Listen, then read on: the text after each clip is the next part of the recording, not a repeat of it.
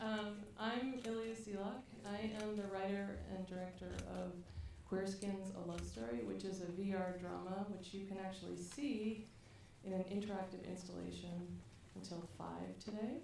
And then on Tuesday and Wednesday in the XR for Change Award Showcase. So I'm going to talk about empathy, creating empathy in VR.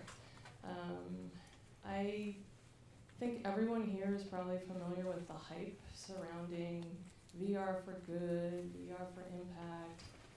This very famous statement by Chris Milk, VR is an empathy machine. So I just would like to take our expectations down just a notch with another quotation. This one from Steve Martin. It's a good one, yeah. And it's true. Okay. So somewhere between Chris Milk and Steve Martin is the reality, which is, it's true. VR, I think, is an amazing tool for creating situations where people can experience empathy. So I don't have that much time. So what I'm going to do is just throw out some really big idea concepts, really food for thought, and then I'm going to try and illustrate some of those concepts with examples from the VR that we made, Queerskins, A Love Story. So this is a quote by Professor Derek Ham, who created a VR experience called I Am a Man that revisits the 1968 Memphis sanitation workers strike and the struggle for African American civil rights. And you can obviously all read this yourselves, but I've highlighted 2 words here because I think they're really important. And those words are work and position. So what Ham is suggesting is that it actually takes some form of mental or physical action on the part of the visitor to engage in empathy. And the other is position. So how the visitor is positioned physically or mentally in that virtual reality will actually determine in part how they experience empathy. The one word that I don't really like, I'm going to use my pointer here, is this one, receive. I don't actually think that meaning making is a passive process. I think the most impactful VR experiences create a kind of story mechanics that allow the visitor to create their own or co-create their own meanings within that story. And we'll talk a little bit later about the ways that creators might go about trying to promote that process. That was a giveaway, so pretend you didn't see that. Okay. So to get at why VR is such a great tool for creating empathy, first we have to think about what is VR good at? Like, why would anyone in their right mind make anything in virtual reality? It's really expensive. There's no money for it. It's the tech goes out, within a year. So why would you use it? What distinguishes it from other storytelling forms? Anybody? No. Okay. I gave you the answer anyways. This, in my mind, is what distinguishes VR from other storytelling forms. And I'm going to go into why this matters. So presence is that sensation of feeling in the now, feeling in this time and this space, sensation that nothing is mediating that experience except for your own senses. And I'm going to, there's lots of theories of presence, but I'm going to reference one that really comes from this guy's, who's really famous, a neuroscientist working on the nature of consciousness and the construction of self. I highly recommend reading anything by Damasio if you're interested in this. So presence is thought to be a primordial form of consciousness, one that allows us, or as we were evolving, to distinguish self from other and organism from environment. And this depends greatly on motor mapping the world. It depends on action in the world, and it depends on movement in the world on a very basic level. Essentially, what presence does is allow for organisms to take in sense data, and in higher organisms, feeling, and actually use that to construct useful knowledge for interacting in the world. And that's what allows us to create plans for future actions based on our past actions. Now, this process can be ridden and modified on higher levels by things like selective attention, emotion, memory, personal and cultural desires and expectations, but it starts with movement and action in the world. Okay. So, that's what I think VR is good at. So, whether or not you're creating an experience and you're thinking I'm trying to make an empathic experience, I would highly think about how you, or if you, and I hope you do, want to use presence or create a sense of presence in your virtual reality experience. Because it turns out that this action and movement is not only important for creating presence, it may be the basis for all consciousness is possible. So this is something so 1991, this is Francisco Varela and his colleagues come up with this book called The Embodied Mind. And in it, what he says is that the way we've been thinking about the way minds work is just wrong. Minds are not like computers, which take in information and then process symbols and then spit out commands to a body and then the body acts. No. We're not brains in vats. We are complex organisms which make sense of our world by interacting in it in very complicated ways. So that's actually how consciousness on all levels began. And Varela would say that that's true for sort of physical interactions in the world, but it's also true on the level of abstract thought and language. I'm not going to go into it, but it's absolutely fascinating. And apparently people who work with AI think it's pretty important too. So something to think about when you are constructing your virtual reality experiences. So, okay, so now we've got it. Presence, we say that this embodied consciousness is probably important for just the way that we experience the world. So,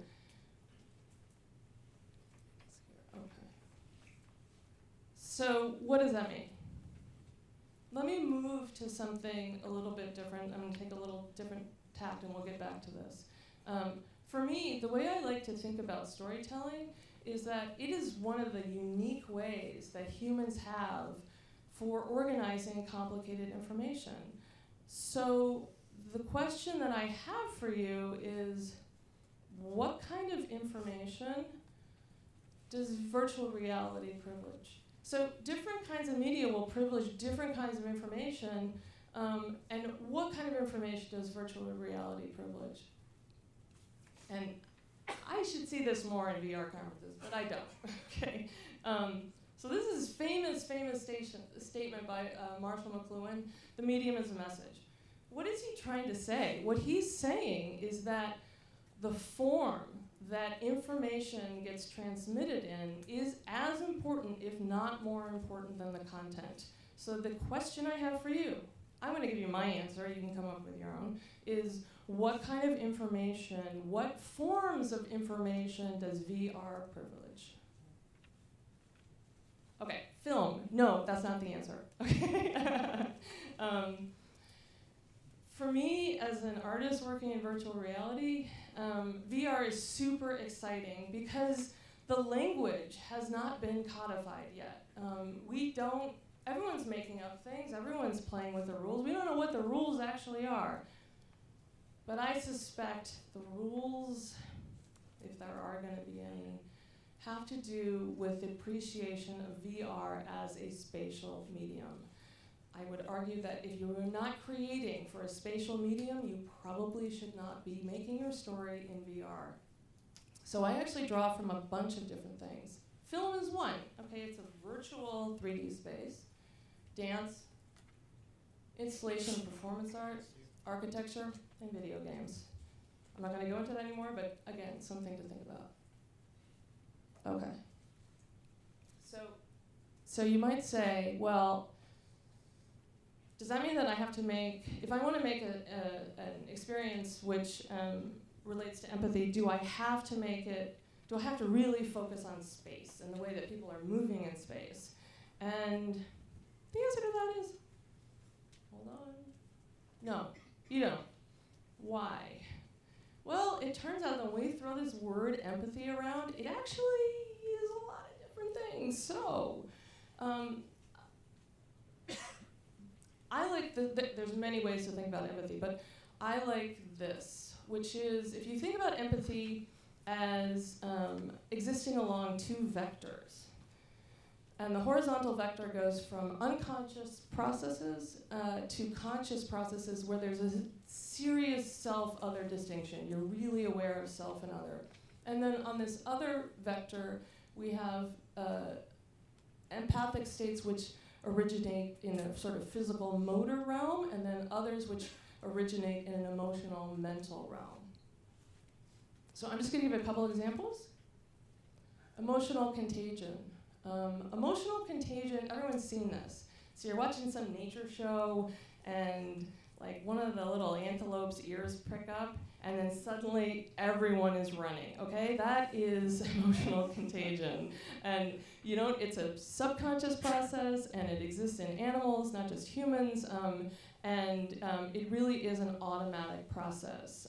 And the whole idea of like when, and this is true, it's been proven to be true, if I am talking to you and I am smiling, guess what? Inside, you're smiling too. And actually, eventually, you might actually feel better, a little bit better, because of this. So what's going on here? Oh, okay. These are a still kind of opaque entity called mirror neurons, which were discovered in 1992. So basically, as I'm up here making these big circles with my hands, every single one of you has neurons firing in your brain, making little circles. So your hands are actually virtually doing this while I'm doing this. That's what mirror neurons are. How that relates to empathy, there's a lot of literature on this. It's not exactly clear, but think about it.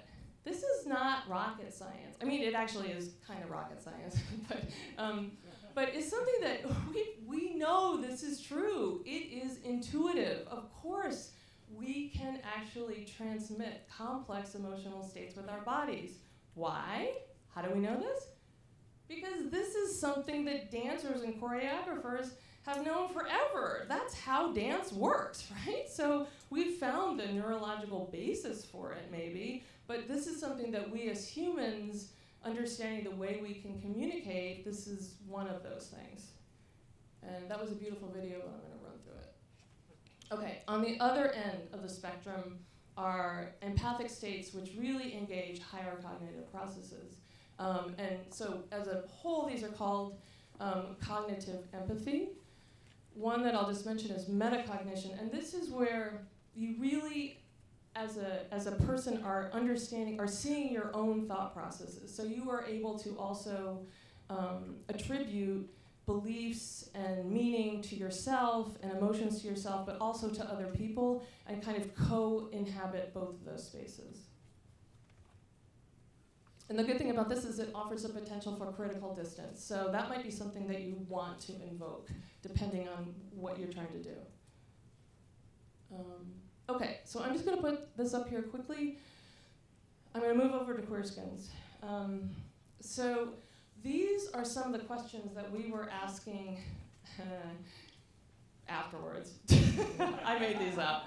I mean, I intuited all of this, but then I can go back and deconstruct it. So if I were to write a list of questions of what we were thinking about, these would, or the kind of empathies we were thinking about, these would be some of them. And So I'm gonna just play a short, oh my God, I have no room. I don't think I can do it. I can't play a trailer, so I'm just gonna tell you about it.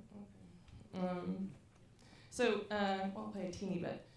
So Queerskins is a story of a young gay physician who's estranged from his rural Catholic Missouri family who dies of AIDS in 1990. And I'm just going to talk through it. Can I do this without sound? Maybe I can show it without sound. Yeah.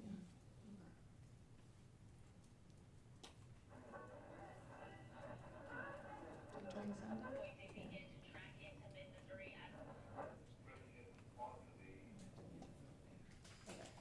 You can watch it while I talk. So we didn't want to make you feel like you had to play anyone but yourself in this.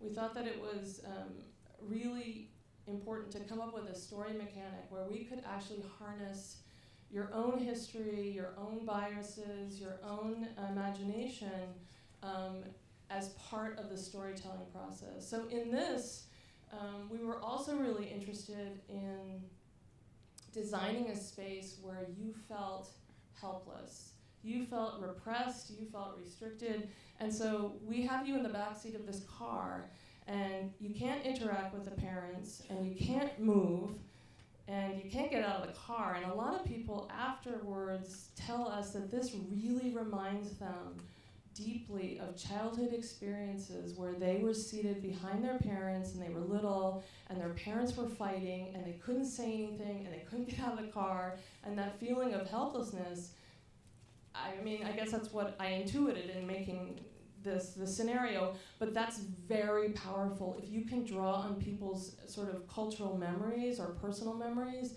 and put it into your experience, now suddenly their memories are hooked up with this story, and that is really powerful.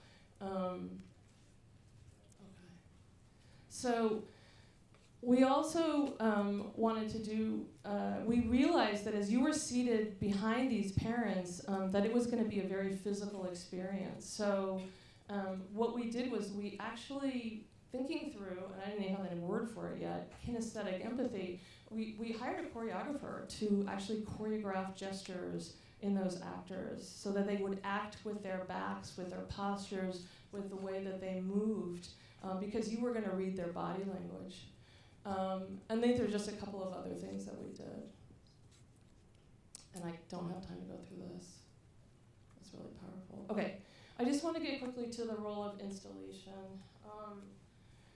Whenever we can, we like to house our VR in an interactive installation. So I'm just going to run through a couple. This is at Tribeca, and in it was completely, we basically took Sebastian, the man who's died, attic Missouri bedroom and remade it with imagination and memory.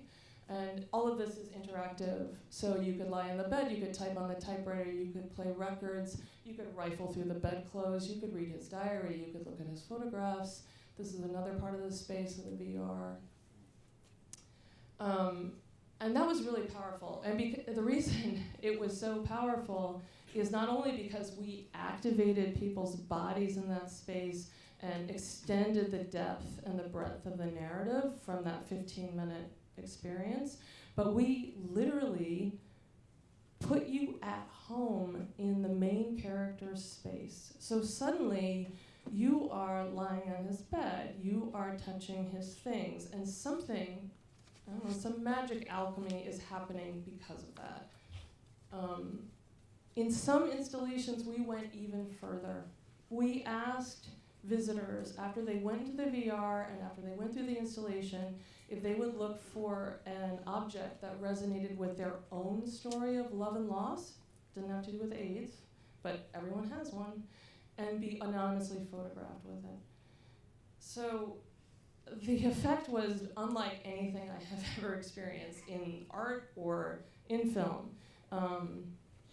People were able to express themselves gesturally through their bodies, and they were able to relive that memory through that object. And the stories that people told afterwards were incredibly powerful.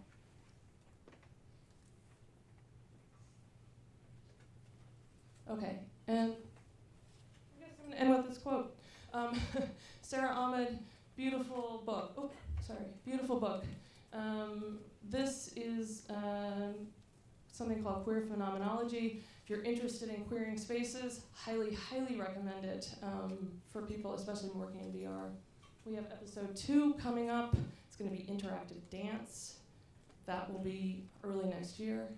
And then lastly, I want to invite anyone who's in the New York City area that we have an installation free on Canal Street for Pride Week. And it's going to be amazing. So please come and see the installation. And thank you very much.